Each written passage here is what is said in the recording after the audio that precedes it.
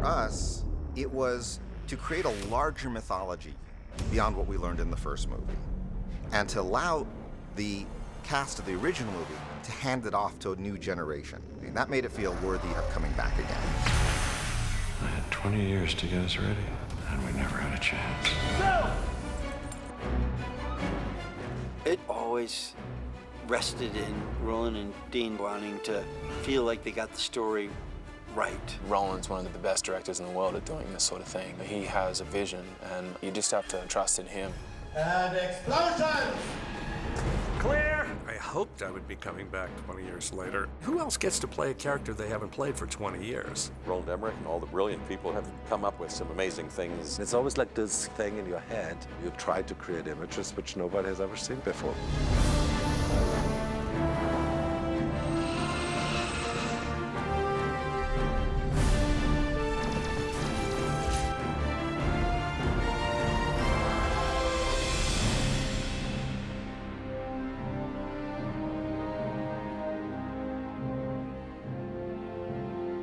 The last 20 years, a lot of the movie used that kind of great hybrid of science fiction and disaster. And in a weird way, I think Independence Day invented it all. It's one of those movies that's transcended through generations. There'd always been talk about doing a sequel, and Roland and I were very resistant to doing one. There's never been a good sequel to a disaster movie. And why would the same people be in another disaster? So it really wasn't until we stumbled on a reason to drive it forward. And that's what got us excited. When I did the original Independence Day, I always had these big images in my head, but you couldn't do digitally anything yet. He called me up and he said, I think we owe it to ourselves to at least really try and see if we can find one that's worthy of doing. And we spent several days brainstorming, and all of a sudden, it was like 20 years had never passed. We were just firing off ideas. We got really excited, and finally we had an idea where we thought, okay, that's worth doing. That's a worthy sequel. It is a disaster movie. It is an alien invasion film. It's a war movie. It's a political thriller. It has a lot of different elements to it. This is a very, very loaded project for Roland because the bar is as high as it could ever be. With Independence Day, resurgence, okay is not an option. I did a Twitter survey, and I was actually amazed how much people love the characters of Independence Day. Especially, the Jeff Goldblum character and his father, Julius. Take these. Just in case. It was absolutely clear we had to have them. I have to say, it's been the most rewarding part of the movie, being with these actors again 20 years later, and seeing that they are not just as good as they were.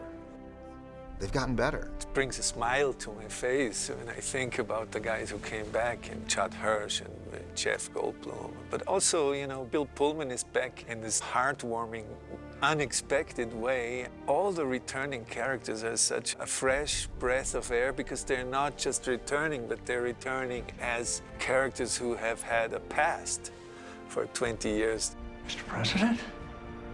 Dr. Oken, you're awake. Very much so. And then obviously also there's the freshness of all these new kids, and that's really exciting. So what now? Going guns blazing? When you're writing it, you wonder, well, what's it going to be like 20 years later? And is it going to feel odd or weird? And then Jeff Goldblum shows up. I see you found their armory. And he's better than he's ever been. And he's just lights up the screen. It's funny how it all comes back. All I've gotten was 20 years older. It says here you got to fly on Air Force One. You meet the president? My dad says your son never went to space and it's just a conspiracy. Oh, yeah? You know what? Your father's a putz. We got everybody giving their opinion. In a great way, Jeff loves to talk. Roland's always just got, brilliant ideas, because that's Roland. And Nick and James are the most, accessible writers I've probably ever worked with. I'll throw something out, they'll throw something out, and 60 seconds later, we have a new line in it. It's like, roll the camera, let's go. And we do it every day. Yeah, that works. Mixing in the humor that's been written with the magic that happens on the set, you get something truly alive. And I think that's the thing about the original movie that people loved the most, there was a love that the characters had, and it was expressed through love, it was expressed through humor, through tears, and I think that's what connects us to the movie. Ladies and gentlemen, another great war hero, the one and only President Thomas Whitmore. To have Bill Pullman back, I think that was probably the one character and storyline that I've wanted to do since the original, and that never changed. As we start the second film, we realize that the now ex-president, Thomas Whitmore, has had somewhat of a rough time of it. I always loved this idea that the bravest, most heroic leader on the planet has slowly lost his mind over 20 years because the aliens have been in his head. It's been really interesting to play. There's kind of a lot more levels and notes to hit in the sequel. To see Pullman just reach down deep and have this new element of his character and yet bring back all the strengths and power of the character that we've come to know and love. It's good to see you flying again. You should have let me do this. You saved the world once before, Dad. I'm not saving the world, Patty. I'm saving you. David. We got a real firestorm coming our way and not a lot of time to prepare. Give me numbers, Mr. President. This is your first day on the job. You're not the first Mr. President Adams, you know. Can you name 2 other President Adams? Sam? No, Sam Adams makes beer, you idiot. You idiot. Guess again. David Levinson in the first movie was a little bit the underachiever. In this one, because he was one of the people who helped to beat the aliens, is now the director of the whole defense program. He's now like the overachiever. He's the guy who races around Earth trying to figure out everything about the aliens he possibly can. I have a lot of deep love for the planet. I'm an environmentalist of real integrity and passionate activism. And my part that I took in the last crisis and my current job has come kind of naturally out of that. My dad may have objected to my lack of ambition early on. I think we remember 20 years ago he was upset that with all my potential, I was essentially a cable guy. They want HBO, they'll call you. But that there was something larger in my life's purpose that may have been mysterious and as yet unrealized. This ship has been dark for 20 years. How did they get the lights on? He has a flowing intelligence that never stops. He questions everything. This is the moon tug. At the end, walk. Yes. Walk. Just walk. Yeah, just walk to her. I was going to go left hand is my team, right hand is Area 51, but we're not buying it. We're not buying it. What? But he's a great listener. I found this out because I said just a few words to him and I found his face right in front of mine saying, What was that? Yeah. That's the way he goes. He has to hear everything you say because he has a lot. He's an absorber. So when you see him on the screen, you'll know he absorbed everything possible that he got from the director and he got from everybody, and then all of a sudden it comes out of him. He's a good actor. He's to me like the Magic Johnson of actors. He's constantly doing these great assists, and then everybody gets funny and energetic.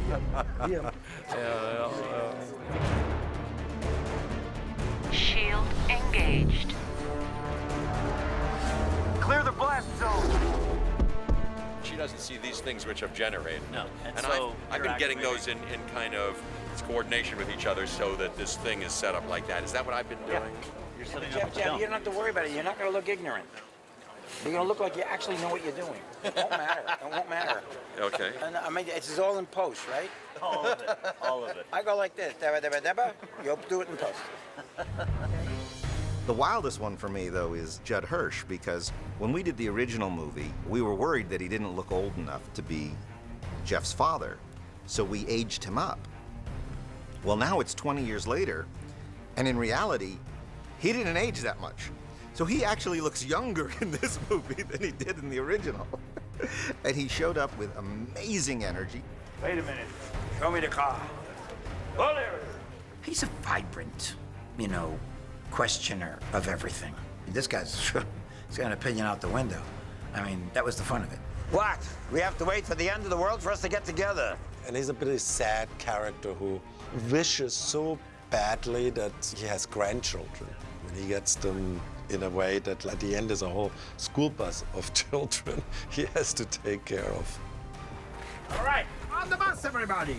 We have really a scene at the end of the movie when we get reunited. They came to see you. I'm a little busy right now, Dad. You and I, we're gonna have to talk. I said not now. Look. Yeah, I see. He's very funny. Natural actor and natural teacher, and I love being around him. Ah!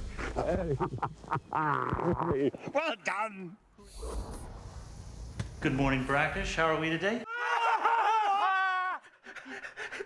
Did we win? Brent Spiner, I've always wanted to bring his character back because he's in a coma. He didn't die. How long was I out? Long time. Long time.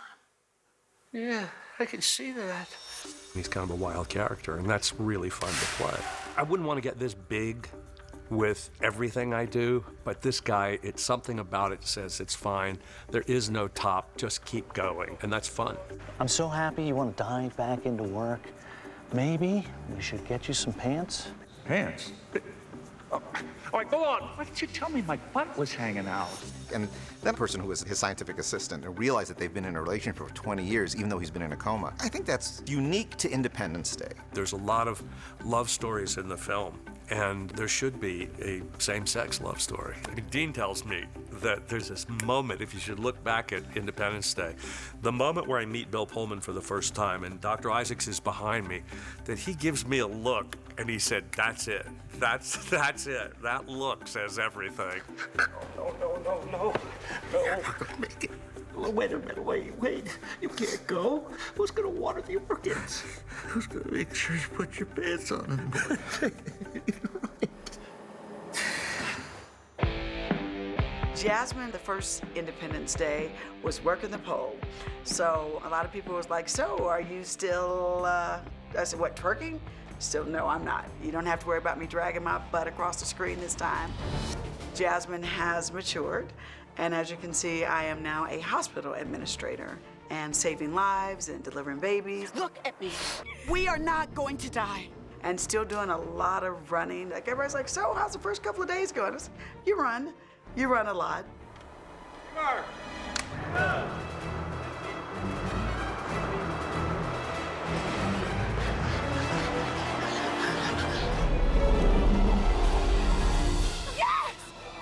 Get on board.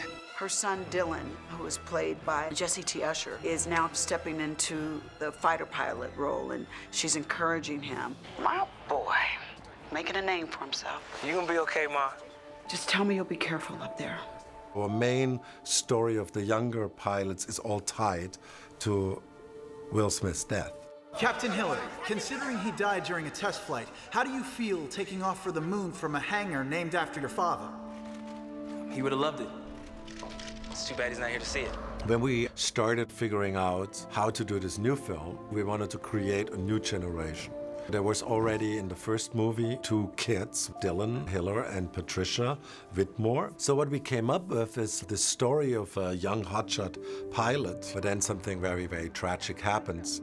Anytime your dad is famous, there always comes challenges with just being in the public eye all the time. But then on this level where, Dylan's dad saved the world, of course, now, the entire world is kind of looking at him like, well, what are you gonna do? So you can only imagine what it's like for him growing up as a kid. There's tremendous amounts of pressure. He's a little bit like the young prince, and everybody kind of thinks he got handed everything, but he's very, very good at what he does, and that's exactly his problem. He has to get out of the shadow of his stepfather. Our whole lives have built up to this moment. We all lost someone that we love. So let's do it for them. You destroyed one of our tugs. It won't happen again. No, it won't. You're grounded until further notice. Can I still watch TV, or? His parents died in the first invasion. And he's a good guy, but I think he doesn't quite think things through sometimes. Someone call a cab. Thanks for doing this, Jake. Let's get moving, though, because I kind of stole this, so. He can be a little outspoken. He's always been kind of the underdog. Now, Jake was put on the moon as a tug pilot, more like as a glorified truck driver. piloting a space tug, which is a lot slower than the jets he's used to flying. Yeah, it's not quite the most exciting job for Jake. I'm going crazy up here. I can't take it anymore. Tell me how much you miss me. Patricia's tough. She's a warrior. I think she also has a very big heart. She cares so much about her father and would really do anything for him. Shouldn't be wasting your time with a crazy old man. You gave up flying to take care of me, and I know how much you loved it. You should be with Jake. She, following in her father's footsteps, joins the military and becomes an excellent pilot and also works in the White House. Great speech, Patty. Thank you, Madam President. Patricia met Jake in flight school, and she kind of fell for the bad boy. But there's a little bit of tension with Dylan because I think the world kind of assumed that they would end up together. But the heart wants what the heart wants.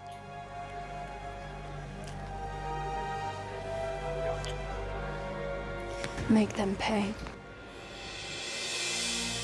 In the movie, we all come together. You've got Jeff Goldblum, you've got Nick Wright, who plays Rosenberg, and then you've got this African warlord. And we all somehow function, we all somehow find our way into Jake's Targ spaceship. And we go off into space, this ragtag bunch of Wizard of Oz-like characters.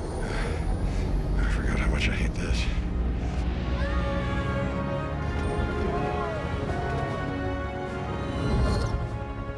There's so many stories. You know, you get in this mind frame that you're the only story that's happening in the movie, you know. I am the movie. But no, indeed, you're just a tiny mosaic, a piece in this beautiful vision that Roland has. See, that works perfect.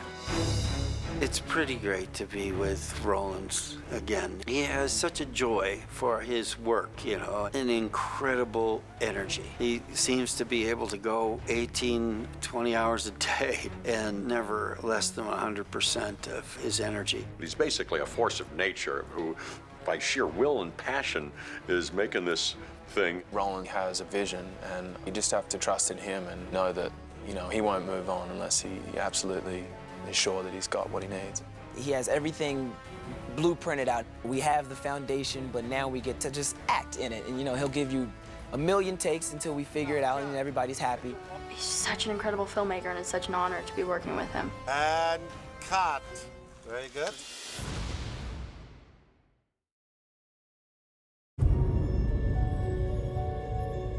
It's 3 billion people killed on planet Earth. That's 50%, roughly, of the population is gone.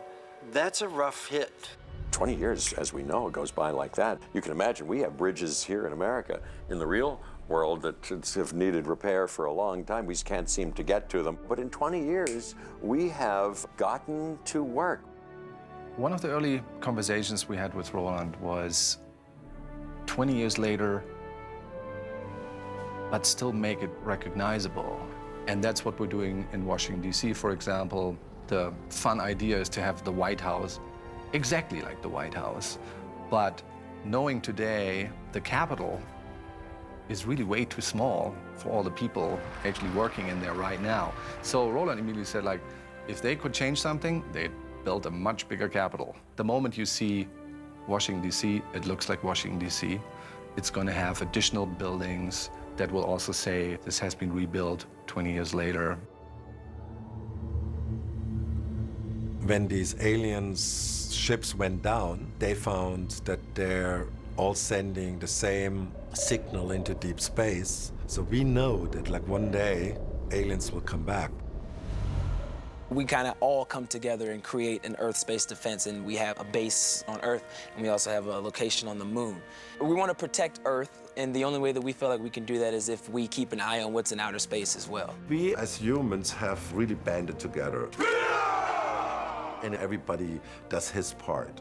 But Area 51 became the center of hybrid human-alien technology. We realized we couldn't create alien technology, but we could harvest it. We early on had the idea that as humans, we understand it to a degree, and we've been able to use it to fuel our fight against any possible alien invasion. So subsequently, whether we're building a jet or a tug or even weaponry, be it a cannon or just a rifle, we can use their technology, and it just makes everything better. Here we go. All right, clearing out, guys. We're rolling. Ready, fire, ready, fire. We've tried to make it feel it's not like anything you would see, and it maybe even has a glow and a feeling that is different. It should feel like we've captured it and we're using it to fuel our ideas. That wasn't so bad. I haven't kicked on the fusion drive yet. Huh?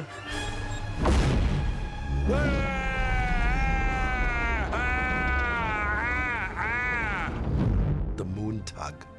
It's like their workhorse. And it's used a lot to bring freight into space, big objects, when then 4 or 5 of these moon tugs have come together. The tug is a really special, like, prop. It's life-size, it has articulated things. It's kind of like a giant bumblebee or something with long arms. Retractable arm thingies. It was a form follows function thing because it has a very specific task. It's basically bringing the cannon to the moon. And so we started there. And all the things that it was doing, we literally sort of built from that. Whoa, what did you do? Nothing. No, that was definitely something. Morrison, get out of there! That's an order! Charlie, strap in. So we're not even gonna talk about this? He hits the throttle and barrels toward the cannon right up to the controls. We're gonna die! This is our die! We wanted it to have that real workhorse quality and just like, well, of course that's what it would look like. I'm calling it a forklift that flies. I honestly didn't think that was gonna work. We know that there's so much story that actually takes place in and around the moon tug, so it's a pretty easy decision to say, okay, let's build a real moon tug because we're gonna have it in the Moon Bay hangars, we're gonna have it in Area 51, we're gonna see it fly from A to B several times, we're gonna be on the outside, of course the inside, so you get a lot of mileage out of this when you build it for real. The whole three-dimensional chess game of like how this all fits together. Specifically, we were struggling with the moon tug. To get it ready on time was such an engineering feat, and constantly new engineers kept flying in from somewhere. And is it safe to put actors in there? And how do we get actors in and out? And how do we shoot it with cranes flying around? It doesn't feel like it. Don't worry, we're in control dive. That's falling. That's called falling. Nope, control dive.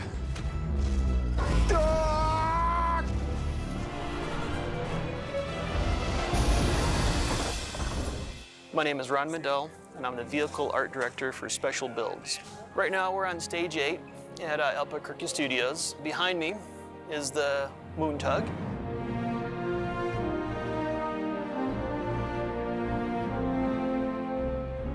This is the pilot's seat. The co-pilot would be on the right. We have instrumentation and some great controls. When the production comes on set, every single screen, every button is lit up, and it's really beautiful to see come to life. Everything functions, everything presses, everything works like you would want it to. This area is where the co-pilot moves to when he becomes the operator for the moon tug arms. All of his controls, his joysticks, switches and knobs and gauges allow him to take the arms that it's landed on. Right now we're looking at the legs. When this is in outer space, they're hands. On Earth, they're legs to land on. The legs do articulate. Every joint in the hands and the forearm, the bicep section have pivot points, so they're posable to a certain point. I was pretty blown away when I came on set the first time. It's a lot of fun to shoot in, and when you're inside it, it feels like you're in a spaceship. Oh, God! Oh, okay. After you've been in there for a week, it gets a little claustrophobic, yeah. We're okay. I thought the moon base was really special. What was cool about it was you could actually see that thing on the moon. It wasn't overdone. It's not some big giant whatever. It's like built as if it was going to be on the moon. We just built it in a very pragmatic way. They would need to eat, they would need to have solar panels, and all of those very pragmatic things, and thought, okay, how can we build a world that surrounds all the stuff that we need for our control towers and our shuttle bays and our dormitories? This is a good example for other decisions that are being made. On the moon, we're going to have a gigantic hangar. Are we building a piece of it? Obviously, we cannot build this huge hangar that's sort of half a mile long. But it does make a lot of sense to build one whole wall of it and then 2 partial side walls, because Roland's very clever when it comes to that. He knows exactly where he has to position his camera to get the most out of a set like this. My name is Krista Monroe. I was brought in to develop the moon base as a modular, developed community that's been in existence for 20 years on the surface of the moon. Starting right here, this is all moon storage and surface equipment. A lot of it was referenced with the space shuttle and the current U.S. space programming. But then as we go back into here, this is the mess hall. This is where the guys gather to eat and communicate with each other. And it's a specific scene staged in that space, and it's designed around that scene. He just walked in, didn't he? Yeah, he did. Mind moving? This is in the mess hall where the men and women come to eat, and these are what we call the automats. They're the vending machines where they can select their food choices for the day, input it, and it appears. It's a modern day version of a vending machine, but all this is made from scratch. It's all been cast and molded, and all the effects rigs are behind for the doors to come open, slide open, reveal the food tray, lift up, open up to the beverages, and it's quite a little mechanical machine back there. Fangyo moon milk. Take the illustrations, that everyone sort of agreed upon, and turn it into the practical manufacture and reality. When you walk onto these sets, especially the shuttle bay, it's unbelievable. I mean, it's real. So as an actor, it's so much fun to play with that. So at this point now, we've taken fighter jets that the U.S. military would have been accustomed to, and we've incorporated alien technology, and these jets are also able to travel to outer space. What you want to do in a movie where there's a lot of CGI, you want to build the plane in real. Now, in the original movie, we could use existing mock-ups of fighter planes. And this time, there is no plane like this around, so quite a big challenge to build it.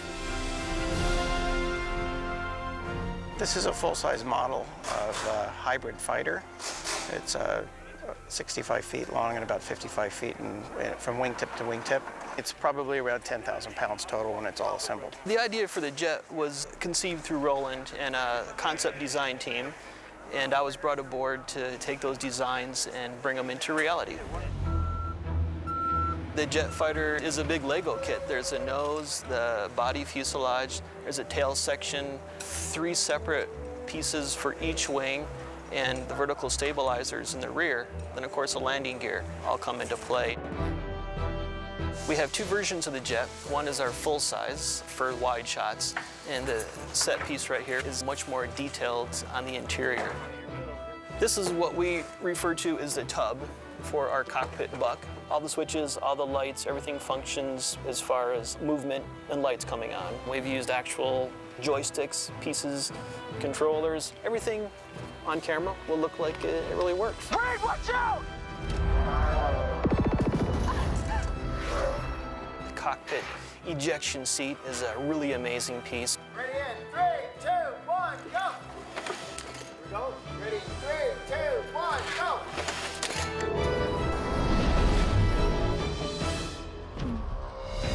I was waiting to see the plane like from the beginning, and it just like blew my mind. One, it was way bigger than I thought it would be. It's huge, it's massive. And then, I walked like underneath the plane and just touched the materials and the wings, and they lit it up for me, and I'm like, oh, this is so sick. I just think they did a great job on it. It looks fast. The fighter pilot stuff is weird to shoot. You're in, a small bubble thing. You basically have people talking you through what's happening. Evade, evade! The cannons start to fire. You dodge hard right. It feels a little silly at times, you know, but you have to kind of throw yourself into it and just kind of trust that the people watching it are, you know, getting what they need. I'm just in like the head of a plane and it doesn't move. You know what I mean? Like nothing happens. And I'm kind of like confined to this area and I'm strapped into this seat and I can't really do a whole lot. But then like I look up and, you know, there's 3 cameras and they're all like spinning and like they're doing all this crazy camera movements. And I'm like, I wonder what that's gonna look like. I can't shake him, son of a bitch! The attack on the mothership was you know, an exciting moment. It's quite a dogfight. Bank left! Oh, God! Woo! You thank me later. I'll thank you right now. The jets are amazing, the tug's amazing. They're some of the most intricate, detailed sets I've ever worked on, for sure.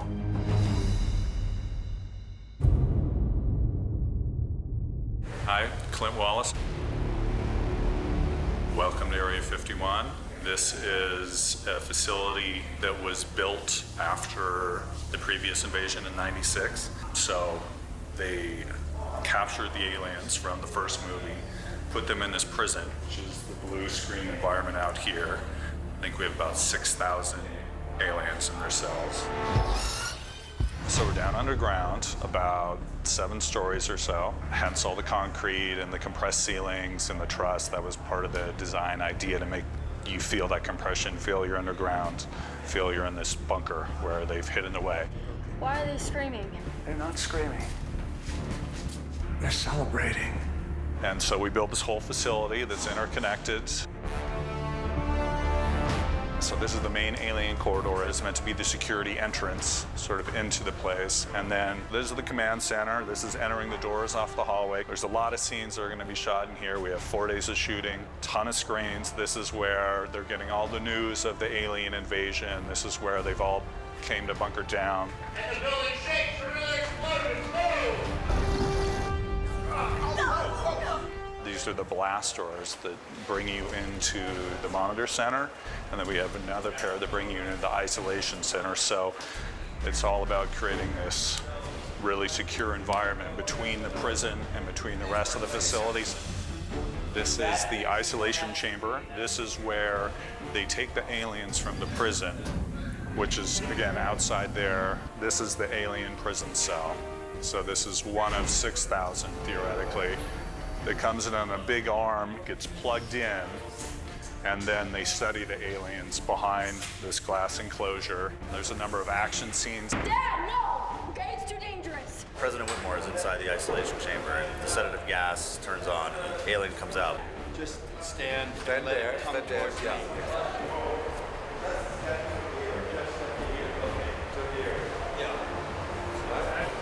Camera set. Action.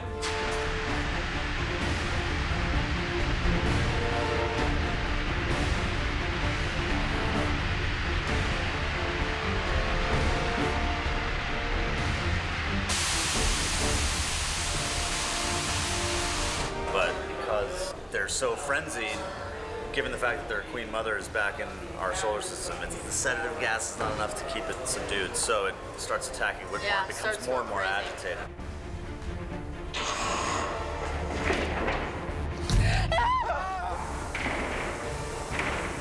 And then they have to blow the glass open.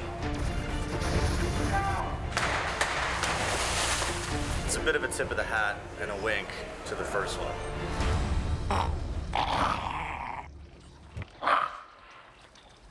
Can you hear us?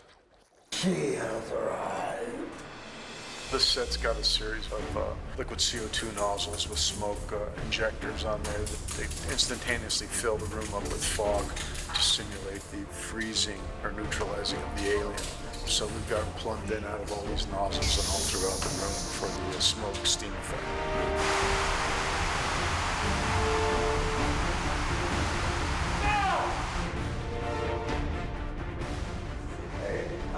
Bill, are you okay? It's an experience that everybody ought to have at some point. But the unfortunate thing is it takes a very expensive movie to give one person this experience, and luckily I got chosen to do it.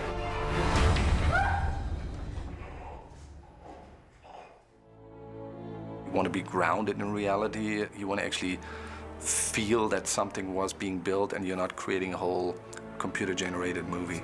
And when you do a lot of things in real, it just helps for everybody to say, oh, this is real, this is real, this is really standing there. You're in space, you're on Earth, you're on the moon, you're on a spaceship, you're in so many different environments. It's just massive wherever you look. They're some of the biggest sets I've worked on. Extremely detailed. When you're in certain sets like Area 51 and you actually can't see the blue screens, it feels like you're in Area 51, you know? Or if you're in one of the spaceships, it feels like you're in a spaceship. It's incredibly detailed.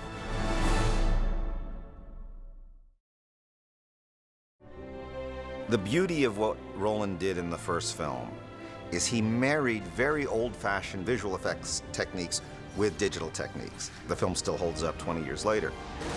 But we were confined by what we could do. Today, there's no limits. The limit is your own imagination. And Roland has an incredible visual imagination. So things that he's wanted to do forever, which wasn't possible before, now he can explore. So it's exciting to try to push the scope of what we're trying to say in this story visually. And I can't think of a better director to do that than Roland. When we first did the presentation to the studio, we did these frames where he said, this is what it is. And those were huge. And he set it up so that it was like, you think that's big? Look at this. And that was kind of like the biggest thing you've ever seen on screen. And then we blew that up 20 times and said, yeah, but this is the movie that we want to give you. And that's Roland. One of the best things about working with him is he is bold and he really is willing to sort of literally push the boundaries of what the frame shot can be. It's always interesting for me because I'll write the script with Roland and we'll talk about it, and then Roland will make a drawing. And it's so much wilder than what I could have imagined. And then as soon as you see the drawing, you're like, well, if you could do that, what if we did this? And then he makes it even larger. There's a big what if in this. What if I can show it from 16,000 feet? Wouldn't that be a shot? Okay. Yeah, so you go 16,000 feet and you show it. What if this image of this thing called the Queen was so horrific or dangerous? There is nothing alive that's like that. Let's make one. Then we'll shoot it, and then we'll put it in the picture. Size only becomes big if you can see it compared to something small. And that's what Roland does so well. You know, something big, if you look out into the stars and you see a planet that's 1,000,000 times bigger than the other planet, it's only big for us and wowing when you see the little human existence next to it. So the size comes from perspective. He has those shots where, you know, you see this little guy and then this massive danger. So coming back, it's completely different because now it's a different size, a different scale. So we're using the most advanced technology that we have right now. I'm constantly talking to the people who were involved in the first one. Oh my God, what can we do with digital technology? One of the things that has changed over the years in technology is that definitely on the first movie, you still had this notion of, well, pre-production, we're a little bit involved in that. And then there's production. And yes, we're going to shoot our miniatures. And then there's post-production. Everybody was focused very much on post-production. Now, everything visual effects we call production because we start really early. We have to, the moment that there's some drawings being done in the art department, we actually start building our CG sets in the computer so we can use them when Roland is shooting as backgrounds already. So this is just much more a flow that goes from the first day of pre-production until the delivery of the movie. The technical stuff has just transformed. It's another beast altogether. And I wasn't even sure we were gonna have any sets at all. The first scene I shot was all blue screen. And I thought, wow, I wonder if this whole movie is blue screen, because you can do so many cool things. You could make anything you want happen in post. Jake! Hell of a time to scare guys. We're shooting 87% of the movie on sound stages, so you know, and maybe about 70% of that is in blue screen areas. It's just a monolithic volume of space defined by blue, with some props and moving vehicles inside. All of our stages have like 360-degree blue screens, and sometimes we just have a couple of actors, maybe a nose of a plane, and the rest is blue screen. So you have to have something in the frame to get an idea what your composition looks like. It's better to get this right in camera. We got in contact with a company called Envisage, and they have a system called NCAM. The basic idea is that when you shoot something in front of a blue screen, we can actually build these partial sets that we need in advance. And when we're on the set and we're shooting, and you see Patricia's fighter flee the trap zone, and it flies toward you in 3, 2, 1, zoom! we actually feed these computer-generated sets into the computer. And now the camera, through this new technology, always knows where it is in every single second. And when Roland looks at his monitor, he now actually sees the background behind the actor. And when the camera pans to the right, then we're also panning to the right in this computer-generated set. It works 100% in real time. It's easy to just flutter away and you just get creative and you start seeing whatever. And then, of course, it won't match. So, luckily enough, Roland will run in and say, "Hey, you can't stand here because there's a spaceship right here." And I'm like, "Oh, of course, it's a spaceship. Let me move over to this side where the spaceship is clearly not there." So we're able to see a lot of the CGI, the aliens, explosions, where I'm running away from basically nothing, a blue screen, and then they're putting in the alien, and it is unbelievable. It's not a complete kind of picture of what it will look like in the end, but it gives you an idea of what's going to happen and how it's all going to look, which is extremely helpful when you're working against blue screen and you're trying to imagine what's going on all the time.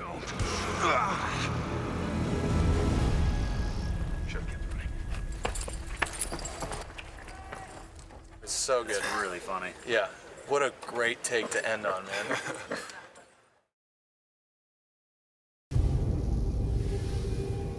We said to ourselves, look, everybody will say, yes, they're coming back. That's a given. And then we said, how could we now surprise the audience even more than that? So there is somebody coming. We think it's the bad aliens, but it's not. And they find an object, a sphere, and in the sphere is the secrets of what really is happening out there in the universe. This beautiful, wondrous, articulate, highly intelligent sphere that has a story to tell about all of our relationships.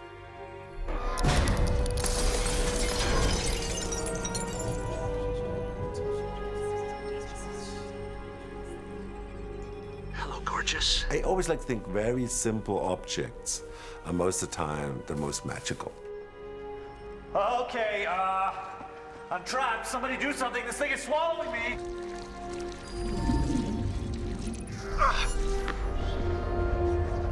I always said, channel Steve Jobs. It has to be white, has to be simple. I activated myself when I detected your biological signature to be different from theirs.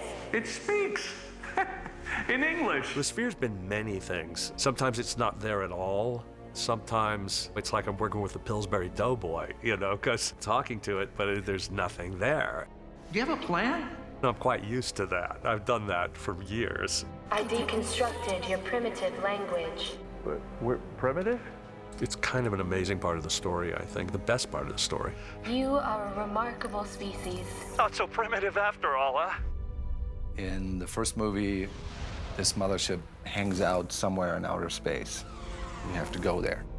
This time, the mothership comes to us and actually decides to land on the planet. And it looked like this gigantic insect that has latched on to our planet. The mothership was just its scale. That just is something that challenged us all with, because getting a sense of how big this thing is and still being able to design stuff that is the size of continents. We really try to break it down to its smallest element and then sort of build from that and make it feel like If you were inside an alien ship, this is what it would feel like. We said these like kind of spaceships actually are worlds traveling around. So we kind of said always to ourselves, oh, there must be fields in the bottom. And this time we can show the fields.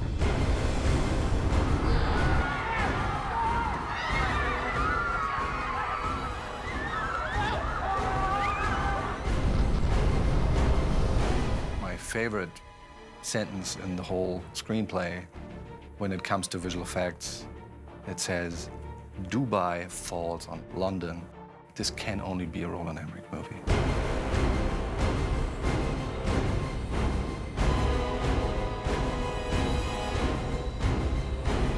What goes up must come down.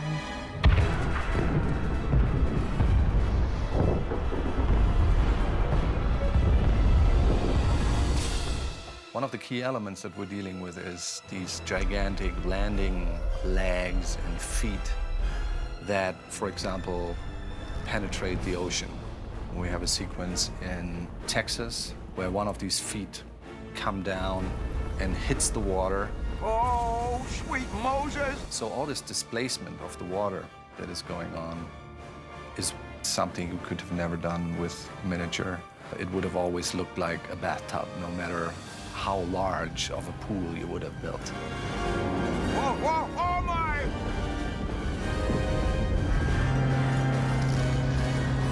Why did I buy this, folks?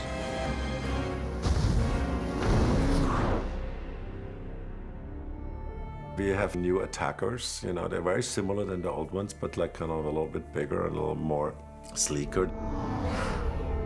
We have also other alien ships.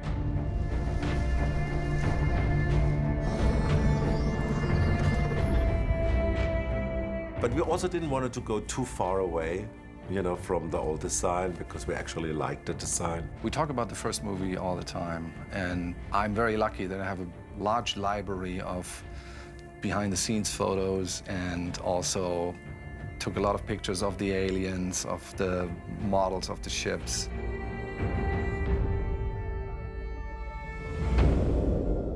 Ready? And action. This is Captain Hiller. We've hijacked a couple of alien fighters. Do not shoot at us. Get to them, Charlie! Left, right! Left! Right! Right! Left! And you're out! God, yes. Okay, should I cut? No. Okay. We hired the best two companies for creature design, weather and image engine, and they're the specialists for these kind of things. Now we're dealing with 3 different kinds of aliens. One is gonna be the original from the first movie. Those are the aliens that were being held in this prison that was built in Area 51. And we refer to them as the colonial aliens. And then the second way of showing these aliens is the so-called soldier alien, which is much taller and more muscular and wearing this really big gun.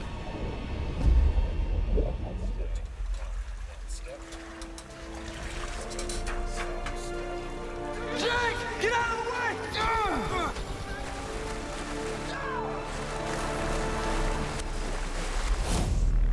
And then, of course, there's the mother of all aliens, that is the Queen.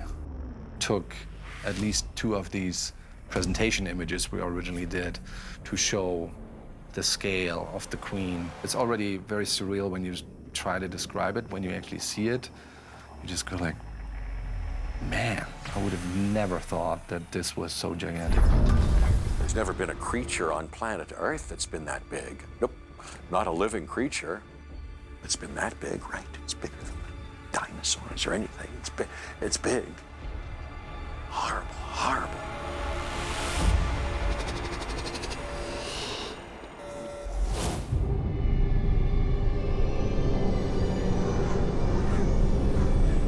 I'm really incredibly excited about the Queen chasing the bus on the salt flats. That is so far out there. So there's a school bus headed directly towards the trap. You have a bus full of school children while Jeff Goldblum tries to drive that bus and outrun the Queen. It begs your imagination as actors to envision the thing we're running from, and it's all around us. You have to look where it is. So we later on stage shoot endlessly stuff of that. This is like only wide shot of the bus, but like somewhat you have to do roughly the same, right? We're doing a pre-visualization on it. It gives you an inkling of where all of this is going. So it becomes a little bit of a monster movie inside a sci-fi / disaster movie. Oh my God!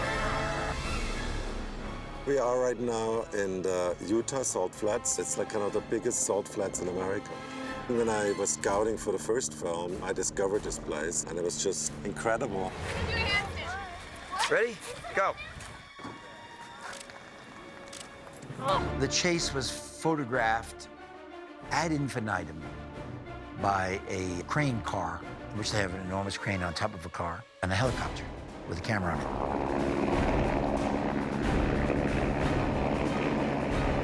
And if you're driving along and all of a sudden you see a helicopter right next to your window, whose pontoons are maybe about a foot off the ground, oh my God, I must have done a day and a half on this.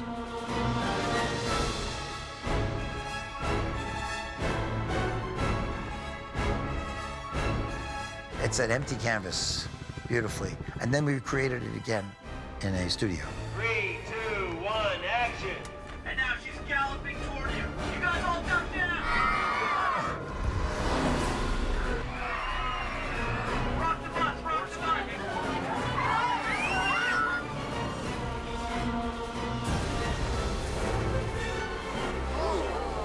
It's interesting because I'll just never know what it's going to be like until I see the movie. And then all of a sudden you realize what you put into. As far as I'm concerned, we were inside a bus and we were asked our imagination to really take off. Oh God! That thing just leaped into the air! What? What did you say? Something about jumping.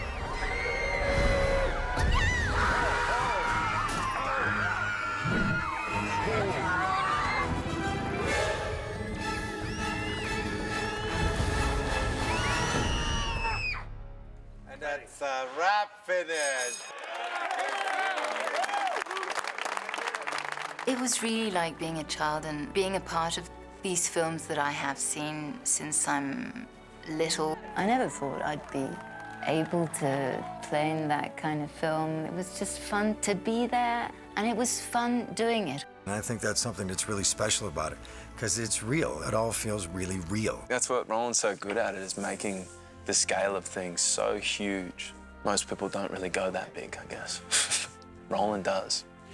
Roland goes really big. It's a really humanistic embrace of who we are and the foibles of who we are and the kind of ridiculousness of how we can act in this face of incredible adversity. When somebody comes up and says, oh my gosh, you were the doctor in Independence Day, I love that. And that's part of what I love about making the sequel to it, is that even more people are going to say that. I really enjoyed working with these actors. I think we found a very, very interesting group, and I think they also like really clicked with each other. And so it would be cool to work with them again, and 2 or 3 of the old guys, you know, coming back and then go at it again. Already hatching up the idea, and some other minds are thinking the same way, to join the Cosmic Coalition, to fight them. And by gosh, we will. All different species. We're gonna fight them, because there's good species out there who don't want these survivalists, these soulless survivalists, bees. We gotta beat them. There are good species who, along with us, could get together on some Noah's Ark planet, a refugee planet from planets who have been totally decimated. Then a bunch of us will go up there, I'll bet. It wants us to lead their resistance. What do you mean? 2 words. Interstellar travel. It's already hatching in my mind, and I'm a forward thinker. We'll take the ride with these characters, and I think in a very visceral way, experience what they're experiencing. It's about the dream, for me, that the world is united.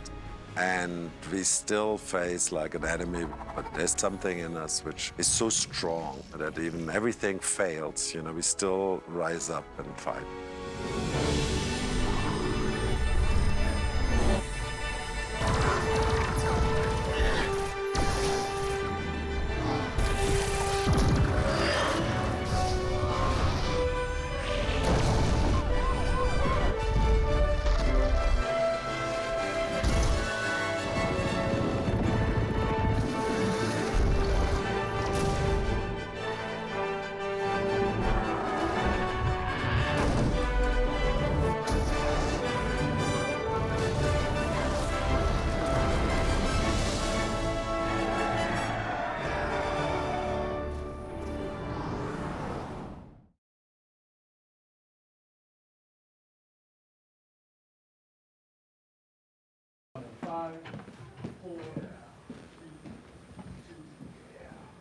Ready, and action.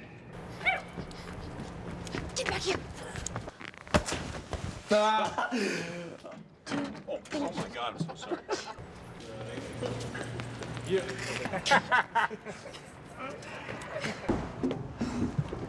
One of the aliens got it.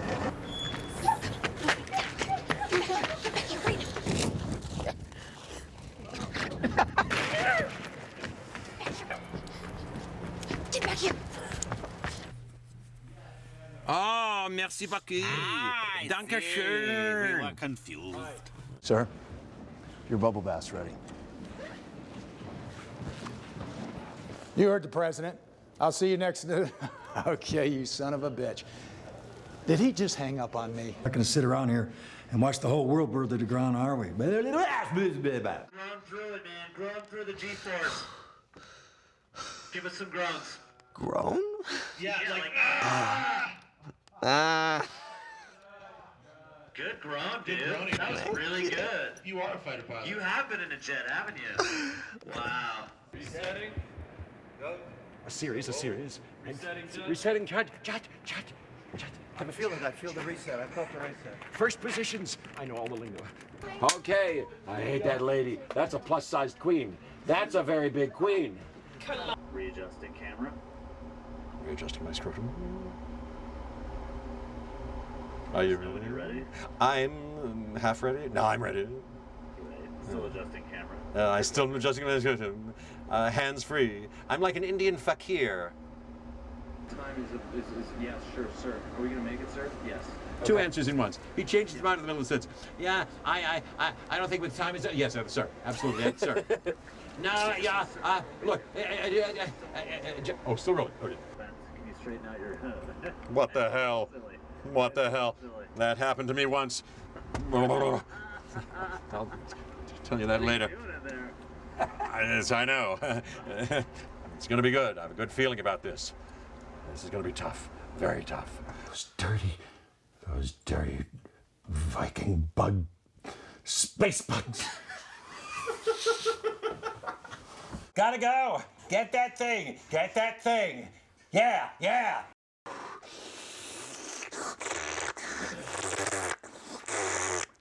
Uh-oh. Gotta go. Get that piece. As soon as you got it, we can turn around and flee. Begin the fleeing. Dep, here they come. The big. I hate them. I hate you. Get it. What are these hands? What am I? Like big, strong, yeah, stuff. Are they strong or are they sensitive? Big, strong. James Gandolfini. There he is. James Gandolfini.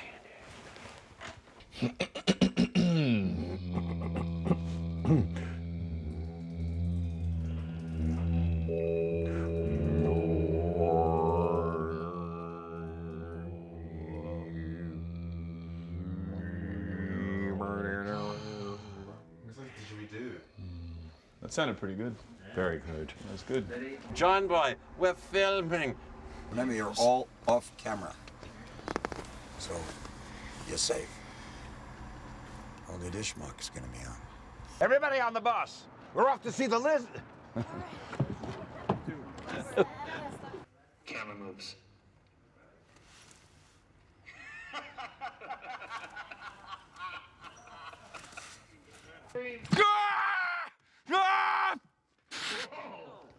Cameraman went for a crotch shot.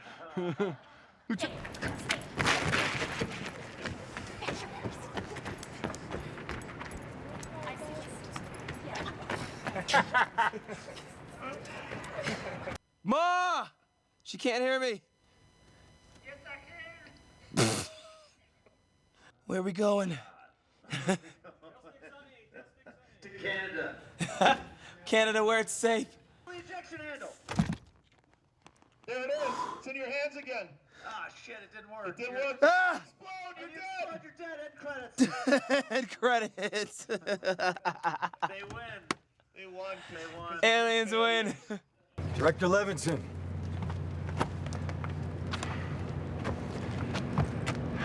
Well done, David. Thank you, Mr. President. I mean, really. Thank you, man. Thank you.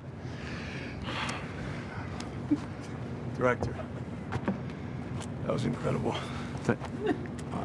All right. Mwah. Thank you. Good job. Come here. Mwah. Catherine, Don't say anything. I'll just ruin it. And who is she? It's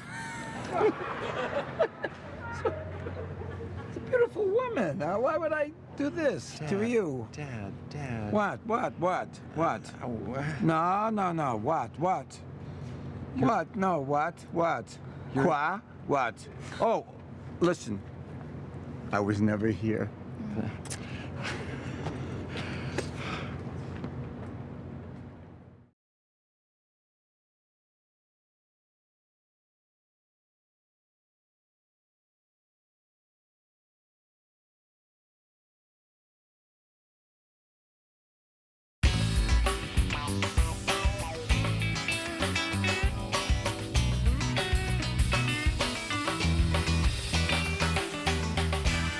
Good morning, I'm Terry Dudley. Welcome to It's Early Albuquerque. Hi, waking up everybody. I am recovering right now from a wedding that my landlord had last night. It was a silent wedding. Imagine that. But there's plenty of drinking and we learned a lot about each other just through body language. Anyway, that's about me. This is about our next guest, Julius Levinson. He wrote a book, and welcome. Good morning, Terry.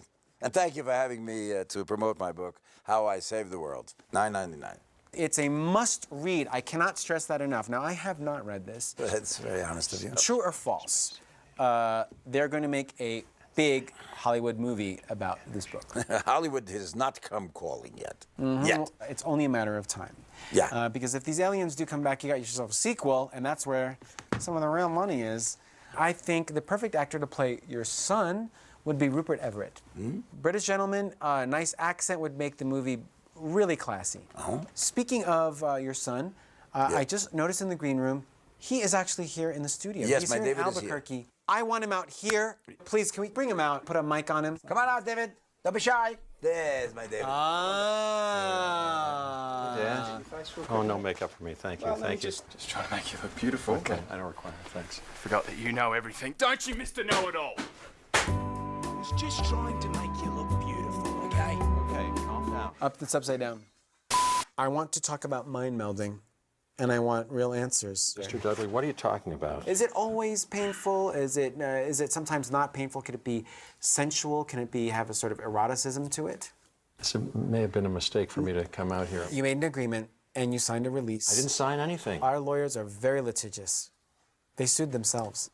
This book is available in airports and coffee shops across the Midwest. Look, 3 billion people died in 1996. That was half the world's population. Everybody lost friends. Everybody lost family. It's deadly serious. Now, as director of the Earth Space Defense Program, tell us, when can we get our hands on some of that fabulous alien hardware? Don't we want this? Gimme! That's strictly at this point for military use. It's not for civilian use. Well, if they ever don't come back. They're coming back. It's just a matter of when they're coming back. And we can only say, please allow our efforts in these last 19 and a half years to have been enough. All right, when we come back, Clutch Carmichael is going to do some of his graffiti magic for us. Why do you have to talk like that? We'll see you back here. Scare all the people that are watching. It's 5 o'clock in the morning, Dad. Come on. We have viewers. It's in the thousands.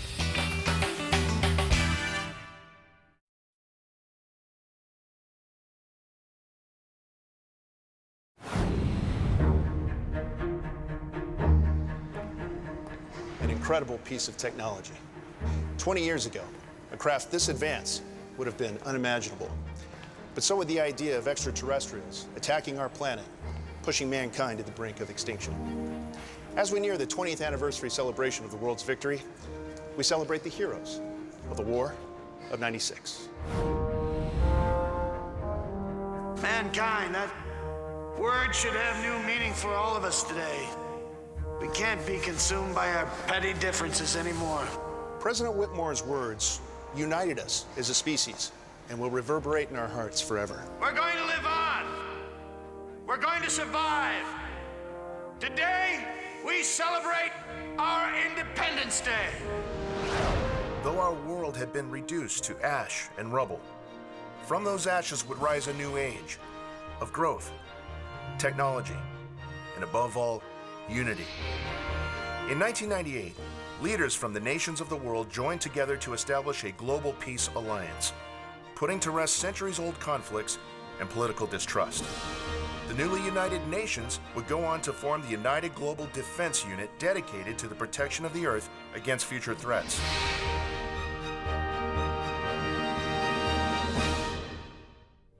On July 4th, 1996, General Stephen Hiller led the attack that saved us from certain annihilation. In 2007, he volunteered to be the test pilot for the very first alien-human hybrid fighter. Unfortunately, an unspecified mechanical error cut his life short, but certainly not his legacy. David Levinson, today the director of the Earth Space Defense, or ESD, was with Hiller on that Independence Day 20 years ago. So many people were lost. As we know, it was a horrible event in which much of the world suffered, and that's what's brought us together. ESD has been an international, collaborative, grand effort, and our main goal, of course, is to keep us safe. And I've taken a leadership role in developing many aspects of this defense system. The Space Defense Program pioneered the monumental moon base that today serves as the Earth's first line of defense in the event of another attack. As you know, it's taken a huge effort to get a big military base on the moon and a big military base on Rhea, the moon of Saturn, and these orbiting units which have a big punch to them. Orbital defense stations, each outfitted with a destroyer cannon, make up the two rings of the orbital defense system based just outside of the Earth's atmosphere. Moon tugs, weighing an incredible 40 tons, are required to assemble each cannon. 20 years ago, these weapons, like the Alien City Destroyer cannon, were used against us with devastating results. Today, we're utilizing them to protect Earth. As we got samples of their more powerful technology and as much else as we could enhance our current arsenal. And then figure out how we could use space defensively if we had to encounter somebody from afar. But let's not forget, behind all of that hybrid technology is the force of a united military. One common enemy gave rise to the human spirit. The U.S. Army, along with military forces from around the globe, joined the ESD. Growing up as the son of a legend, your path is pretty much set. Becoming anything other than the best fighter pilot was out of the question. I know he'd be proud of what we're doing here. We come from all over the world with one goal: be the best fighter pilots in space. It's a privilege to represent my country, China, and to honor my parents' memory. After the attacks in '96, there really was no room for feeling sorry for yourself. We all lost someone we loved. You just did what you had to do to get over it. Now, I don't want them to come back, but if they do, I'd feel pretty good about getting one of these fighters and blowing them out of the sky. The hybrid fighter is truly a marvel of modern-day engineering. After successfully identifying anti-gravity devices on the alien spacecraft, the ESD was able to use this new technology to create a superior fighter jet.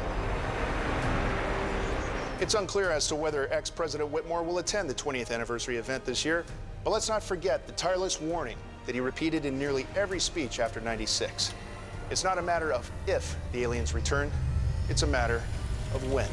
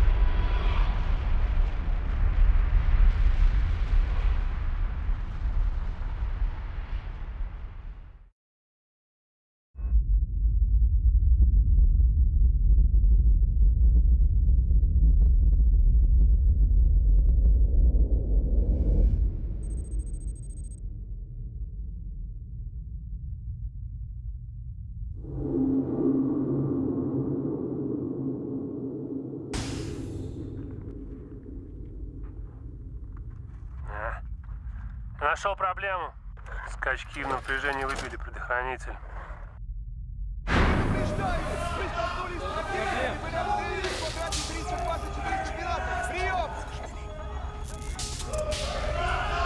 Что здесь происходит? Смотрите.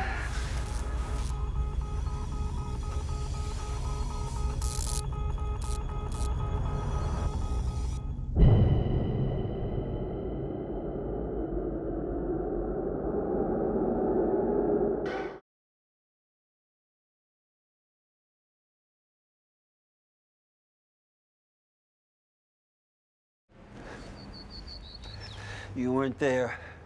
You don't understand what they're capable of. What's up with the robe? Ollie, just stand down. Dad. We are running out of time. They don't understand. We can talk about this at the house, right? We'll get you home. Dad, you can't keep doing this. You need to take your pills. I know. I know I'm not at my best anymore. I'm sorry. You shouldn't have to bother with all this.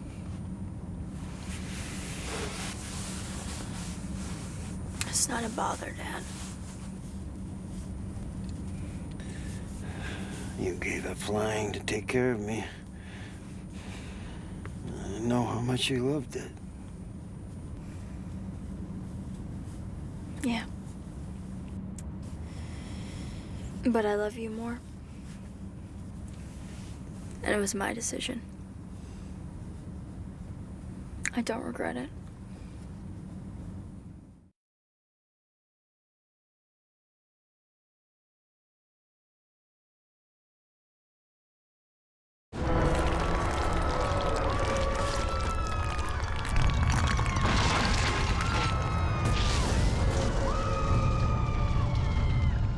I need the paintings and Marine 6 and everything else!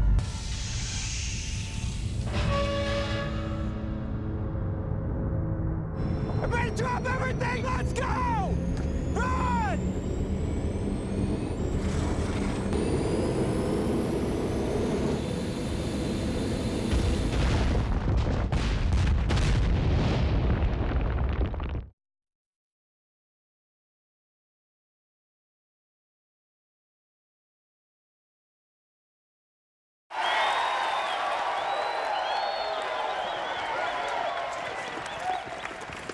Okay, she's right there. I'm gonna go for it. Yeah, I don't think this is a good time. It's the perfect time. Emotions running high. She's probably feeling vulnerable. I know I am. No, seriously, I don't. And he's doing it.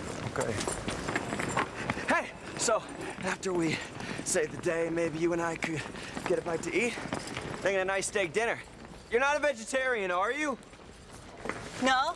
Is that no to dinner, or no, you're not a vegetarian? No to everything. It's happening.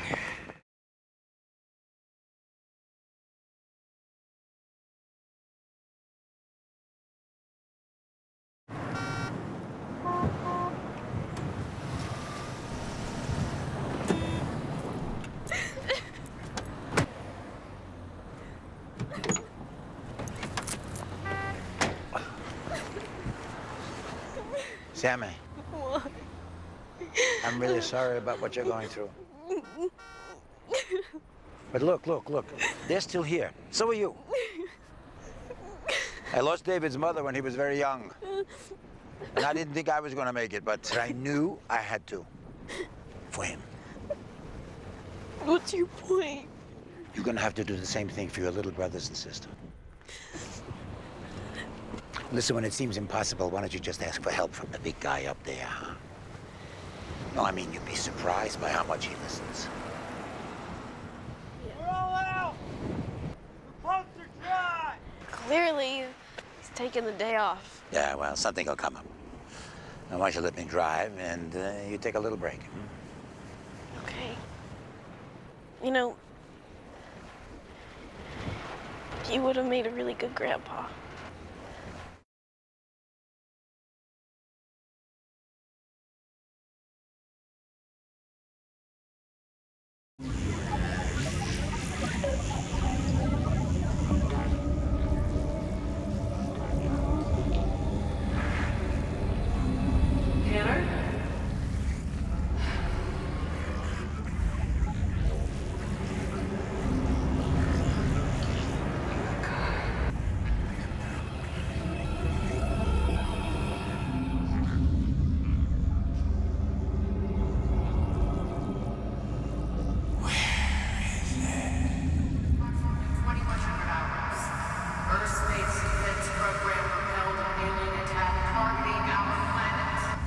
Shot it down. It crashed on the moon.